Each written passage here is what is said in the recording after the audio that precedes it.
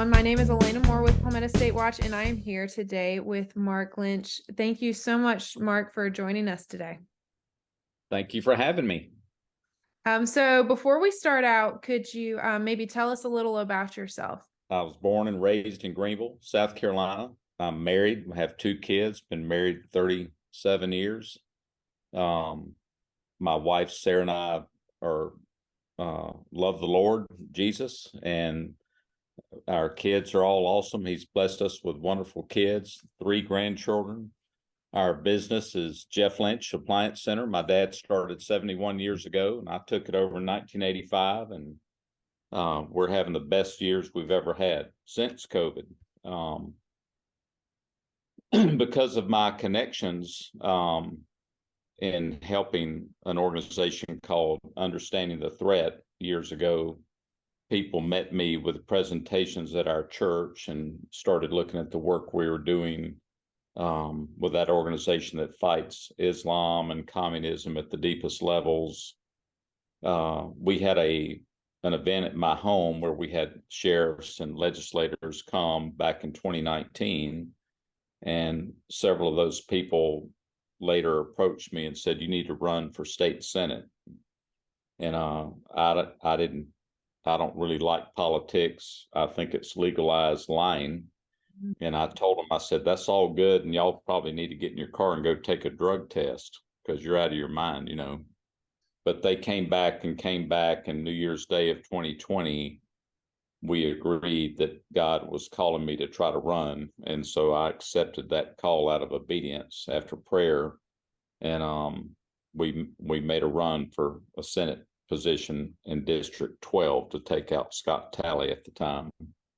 And almost won. With all the COVID stuff and everything, we still came within 4% of winning. But our team at that time, me and my wife and a lady named Susan Mitchell, that was my campaign manager, and a lot of friends, and Presley Stutz, we all got together and had a debriefing with my consultant. And we decided we still needed to do something because we had seen too much at a deeper level what all was going on and all the evil involved in politics. And it's crazy. We all know that. I'm preaching to the choir, but we decided to form an organization to still fight this fight the best we could from the outside. And we came up with a name, the United Patriots Alliance. So we try to have a lot of education, and we do that through a lot of things with Constitution classes, through the John Birch Society, bringing in great speakers like we're going to have at this event June 10th. So that's our organization. It's just a bunch of great people on our board that are willing to put together big events and big educational things and get behind good people that are running for office and support them, with our time, talent, and treasure. And we're willing to do whatever it takes to help our great state and this nation. So when did y'all found the UPA? Around August of 2020, when I lost in the primary June 9th or whatever it was of that year. We met a couple of weeks after that, had a debriefing, and saw the interest, and then we started forming the United Patriots Alliance. Tell us a little bit more about the event that you're going to be having June 10th and the goal of that event. A year ago, we were looking at what's next, what's the biggest priority, because we're all about pro-life 100%. Election integrity is huge. If we don't correct November 3rd, what else is there? We're a third world country because we're never going to win an election again. But when you look at all of that, when we all talked and prayed and voted and put it all together, our gun rights, our rights to keep and bear arms, if we lose that, everything's going. And looking back through history through the years, you can look at what's called the democide charts or the genocide charts. And you can go back hundreds of years, and every country that bought into the little theme, the government would say, you need to let us protect you. That's the government's job. And if we get the guns off the streets and out of the hands of these evil people out here, we'll have a safer nation, and our military will protect you. And let our government, that's what we're here for, to protect you. And if you've ever met somebody from Cuba or some of these other countries that lived through that, In Germany, we had a mayor, when I was a teenager, Mayor Max Heller. He and his wife grew up during that time, and they saw the signs everywhere. And this Hitler guy, they suspected probably was an evil person, and they kept seeing all the signs and nobody did anything. And one day they all woke up, there were swastikas everywhere, and the German SS troops were banging on the doors of the citizens and taking their parents off to the concentration camps, to the gas chambers. And the next week they came and took the children. Somehow Max Heller lived through that and met his wife later. She went through that same thing. And she spoke at a Christian luncheon one time. This was like 15 years ago when Obama was the president. And she said, I'll be dead and gone, but you guys need to wake up, because this is what it looked like when we were in Nazi Germany, when they took us to the camps. The citizens didn't have a way to protect themselves either. They had removed and disarmed their citizens.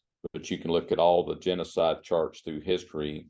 Under Mao, 64 million citizens lost their lives when they disarmed their citizens. We feel like the Second Amendment is under huge attack. Biden is trying to, today is, I guess, anybody that has an AR pistol, you're a felon if you haven't registered your serial number for your lower receiver on that weapon. So there's about 40-something million, 42 million of those AR pistols in circulation. We've bought, owned, all us Patriots in America.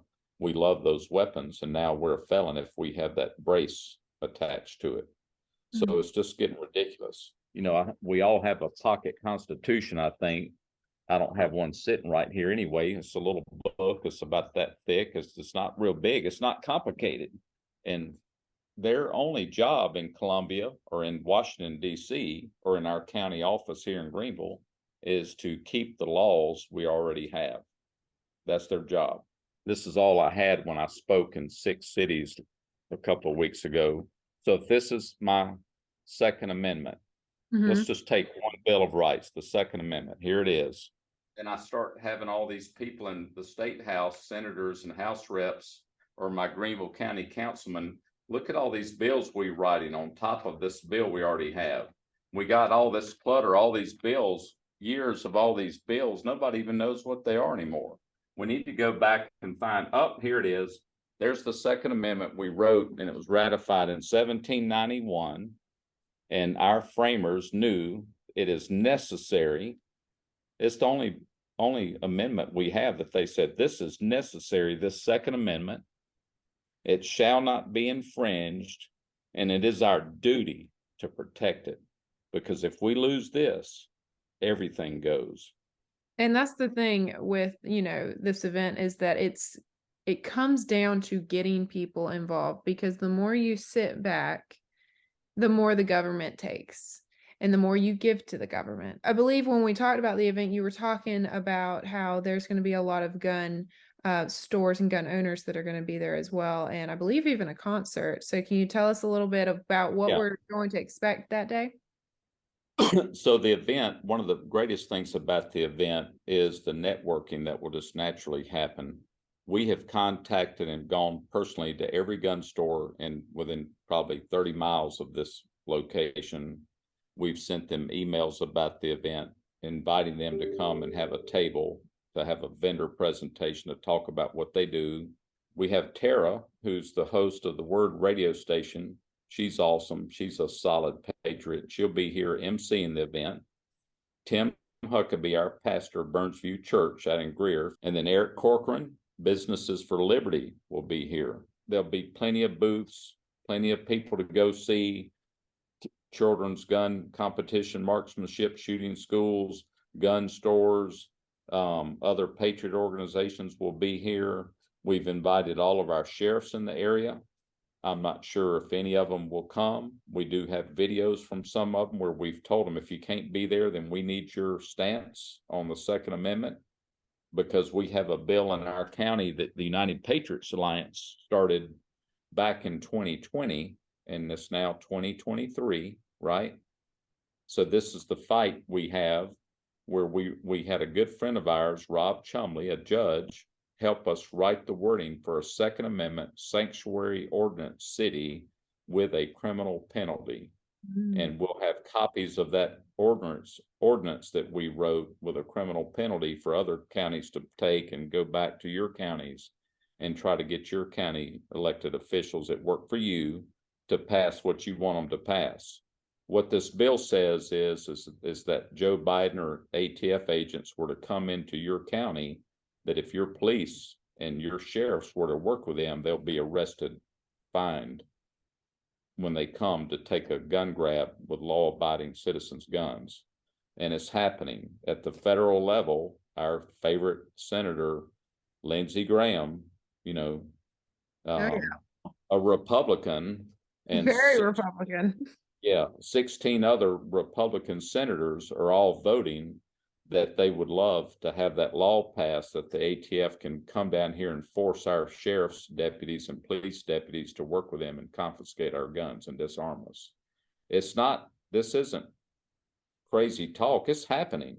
We have a nice direct mail card we printed a couple of thousand of that has a nice letter that's going to be sent off the next week, because I want everybody that comes to the event to sign this, to send it to the Speaker of the House in Columbia, our House reps, our state senators, our Greenville County or whatever county you live in, your councilman, to talk about the Second Amendment rights and we're asking them to stand with us on this. We want people to leave with good things to go do where you live, whatever county you live in. We will have all the names of the people in Columbia when we mail this direct mail card out to your rep, your House rep, or your state senator. If you don't know who they are, we're going to have them all listed, and we'll fill their address out for you, and we'll mail it off, and we're going to pay the postage of this to make sure it gets mailed. We just need a signature and a printed name so your rep can read who you are. Also, John Guandolo, the president of Understanding the Threat, he's a national security consultant at the highest level that ran the anti-terrorism division for the FBI for 13 years after 9/11. He'll be the one here speaking because he's a constitutional expert, and he was a commander in the Marines for 15 years in Desert Storm and SHIELD and other theaters of war. And so he's a solid guy, and you'll hear from him for about 30 minutes with a powerful speech about why this is so important. And these are guys that are all willing to lay their life down for the cause. That's my life verse, is John 15:13. There is no greater love than he that would be willing to lay his life down for his friends. That's what Jesus told us. That's who he was. That's what these guys are. I think that's what you and I are about. Absolutely. We're willing to do what it takes. Because if we're going to lose everything, what does it matter, So we got to fight. Our enemy is fighting hard. And I thank y'all for what you're doing with your organization and working with us and all the organizations that are out there doing what they do in their city, their local communities, where they can fight in their church and state house level all the way to DC. And so this is bringing together the best of ideas, an into action part to sign legislation letters, mail to get to the right people so they'll hear from all of us. And then I'll speak a little bit, and then we have our classic rock band coming on after we get through the heavy stuff.